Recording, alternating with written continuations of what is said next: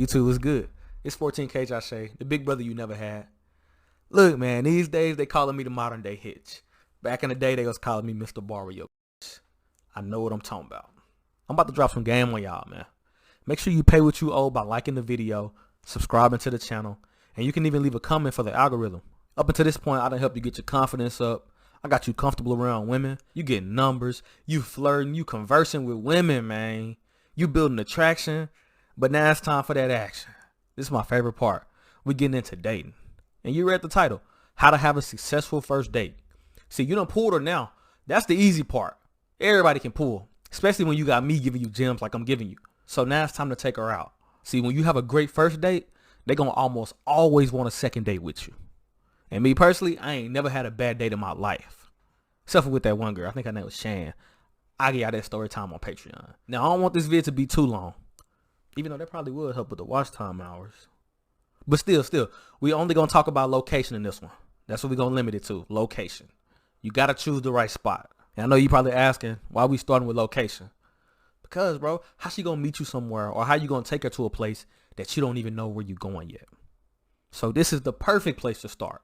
Location is one of the most important things when having a first date with a lady.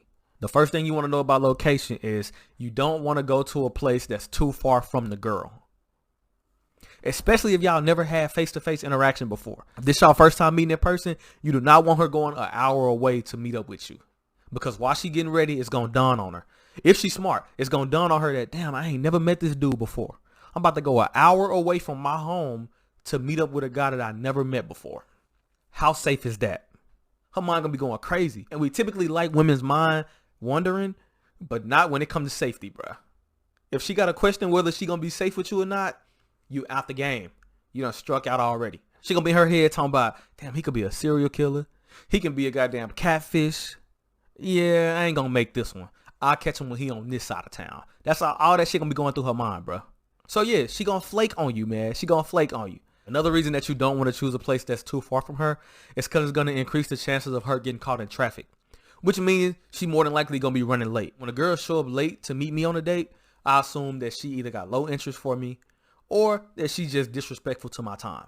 And I don't tolerate either one of those things.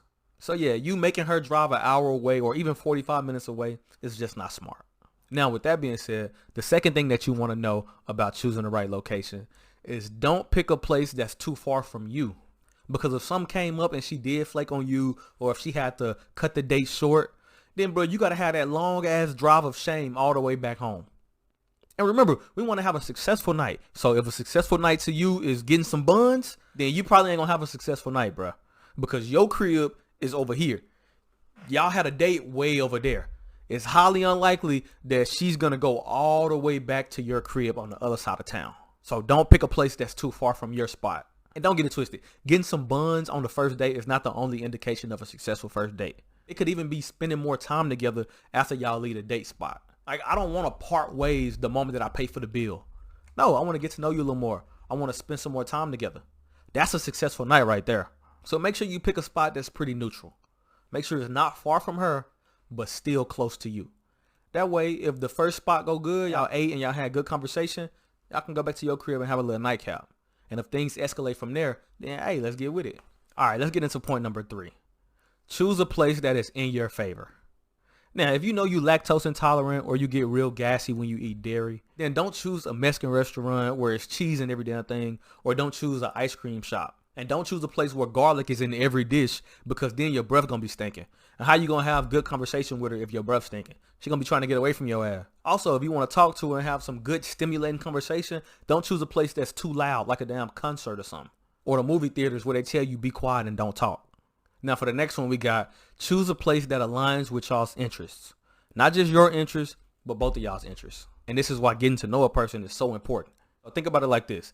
If you hated seafood, you wouldn't have no reason to go to Red Lobster, right? It's the same with the person you're going on a date with.